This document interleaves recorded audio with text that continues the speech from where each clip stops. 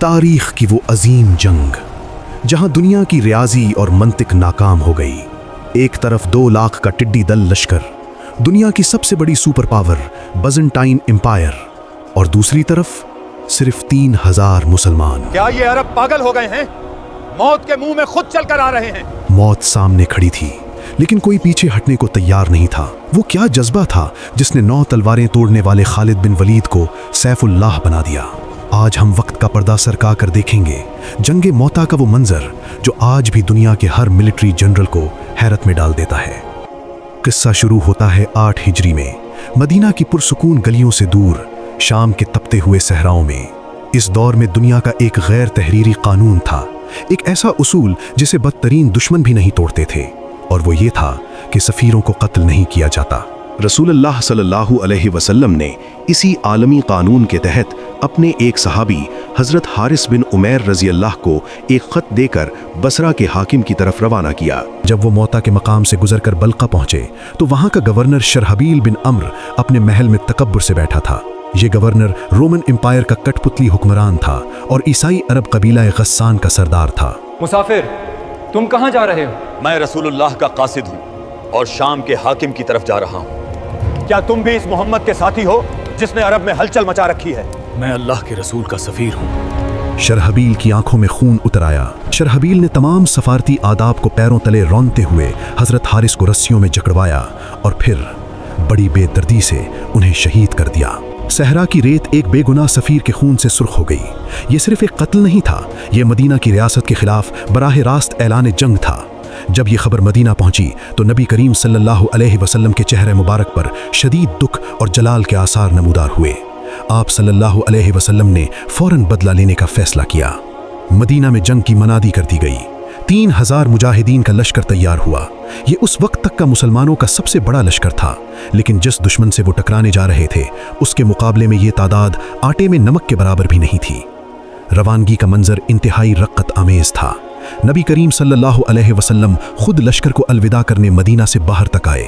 آپ صلی اللہ علیہ وسلم نے سفید جھنڈا تیار کیا اور اسے حضرت زید بن حارثہ رضی اللہ کے ہاتھ میں دیا، اور پھر نبی کریم صلی اللہ علیہ وسلم نے وہ تاریخی وصیت فرمائی جو آج بھی جنگی قوانین کی بنیاد ہے۔ نبی کریم صلی اللہ علیہ وسلم نے فرمایا، نہ کسی بچے کو قتل کرنا، نہ عورت کو، نہ بوڑھے کو، گرجوں میں بیٹھے راہبوں کو نہ چھیڑنا، اور نہ ہی کوئی ہرا درخت کاٹنا۔ اور اگر زید بن حارثہ شہید ہو جائیں تو جعفر بن ابی طالب امیر ہوں گے، اور اگر جعفر بھی شہید ہو جائیں تو عبداللہ بن رواحہ امیر ہوں گے۔ لمبا اور کٹھن سفر طے کرنے کے بعد جب مسلمان اردن کے علاقے مان پہنچے تو جاسوسوں نے ایسی خبر دی جس نے سب کے ہوش اڑا دیے۔ خبر یہ تھی کہ مسلمانوں کے مقابلے کے لیے خود رومی شہنشاہ ہیراکلیس 1 لاکھ رومی فوجیوں کے ساتھ موجود ہے، اور اس کے ساتھ ساتھ عرب کے عیسائی قبائل لخم، جزام، بلقین کے مزید 1 لاکھ جنگجو شامل ہو چکے ہیں۔ ذرا تصور کیجئے، ایک طرف صرف 3000 تھکے ہارے مسافر، دوسری طرف 2 لاکھ تازہ دم لوہے میں ڈوبی ہوئی دنیا کی بہترین فوج۔ تناسب دیکھیں تو ایک مسلمان کے حصے میں 66 سے زیادہ دشمن آتے تھے۔ عقل اور ریاضی کے مطابق یہ جنگ نہیں، خودکشی تھی۔ دشمن کی تعداد بہت زیادہ ہے۔ میری رائے ہے کہ ہمیں رسول اللہ کو خط لکھ کر صورتحال بتانی چاہیے۔ یہ رائے بہت وزنی تھی اور اکثر لوگ اس سے متفق ہونے ہی والے تھے کہ اچانک ایک شیر کی گرج سنائی دی۔ یہ حضرت عبداللہ بن رواحہ رضی اللہ تھے۔ وہ کھڑے ہوئے اور ایک ایسی تقریر کی جس نے تاریخ کا رخ موڑ دیا۔ اے لوگو، خدا کی قسم، تم جس چیز یعنی موت سے ڈر رہے ہو یہ تو وہی ہے جس کی تلاش میں تم گھر سے نکلے ہو، یعنی شہادت۔ ہم لوگوں سے تعداد، طاقت یا کثرت کے زور پر کب لڑے ہیں؟ بدر میں ہمارے پاس کیا تھا؟ احد میں ہم کتنے تھے؟ ہم تو صرف اس دین کے سہارے لڑتے ہیں جس سے اللہ نے ہمیں عزت بخشی ہے۔ اٹھو اور آگے بڑھو، اللہ کی قسم 2 میں سے ایک بھلائی تو ہمارا مقدر ہی ہے، یا تو ہمیں فتح ملے گی یا پھر شہادت۔ اس آواز نے سوئے ہوئے جذبوں کو جگا دیا۔ خوف کے بادل چھٹ گئے، فضا نعرہ تکبیر سے گونج اٹھی۔ اللہ اکبر! اب کسی کو پرواہ نہیں تھی کہ سامنے 2 لاکھ ہیں یا 20 لاکھ، موت کا ڈر ختم ہو چکا تھا۔ جنگ شروع ہوئی۔ یہ جنگ نہیں تھی، یہ ٹکراؤ تھا 2 مختلف نظریات کا۔ 3000 مجاہدین اس ٹڈی دل لشکر میں ایسے گھس گئے جیسے سمندر میں چھوٹی کشتیاں طوفان کا مقابلہ کرتی ہیں۔ سب سے پہلے کمانڈر رسول اللہ کے منہ بولے بیٹے زید بن حارثہ رضی اللہ نے علم سنبھالا۔ وہ رومیوں کی صفوں کو چیرتے ہوئے آگے بڑھ رہے تھے، نیزے ان کی طرف لپک رہے تھے، تیر بارش کی طرح برس رہے تھے، لیکن زید کے قدم نہیں رکے۔ बिलाखिर दुश्मन के दर्जनों नेज़े उनके जिस्म में पैवस्त हो गए और वो अल्लाह के हुजूर जा पहुंचे। झंडा भी जमीन को छूने भी ना पाया था कि दूसरे सालार शेर खुदा के भाई जाफर बिन अबी तालिब रदी अल्लाह ने उसे थाम लिया। जाफर रदी अल्लाह अपने घोड़े से कूद पड़े और दुश्मन के घेरे में लड़ने लगे। ये मंजर तारीख कभी नहीं भूल सकती। जाफर रदी अल्लाह दाएं हाथ में झंडा लिए लड़ रहे थे। एक रूमी ने वार किया और उनका दायां हाथ कट गया। झंडा गिरने लगा तो उन्होंने फौरन उसे बाएं हाथ में थाम लिया। फिर एक और वार हुआ, बायां हाथ भी जिस्म से अलग हो गया, लेकिन कुर्बान जाएं इस अजमत पर दोनों हाथ कटने के बावजूद उन्होंने झंडे को गिरने नहीं दिया। उन्होंने अपने कटे हुए बाजुओं और सीने की मदद से झंडे को भींच लिया। जिस्म पर 90 से ज्यादा जख्म खाने के बाद जाफर शहीद हो गए, लेकिन अल्लाह ने उनकी कुर्बानी को जाया नहीं होने दिया।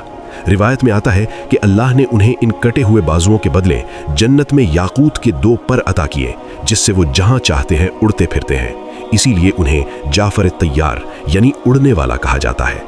उधर मैदान जंग में खून बह रहा था और इधर सैकड़ों मील दूर मदीना में नबी करीम सल्लल्लाहु अलैहि वसल्लम की आंखों से आंसू बह रहे थे।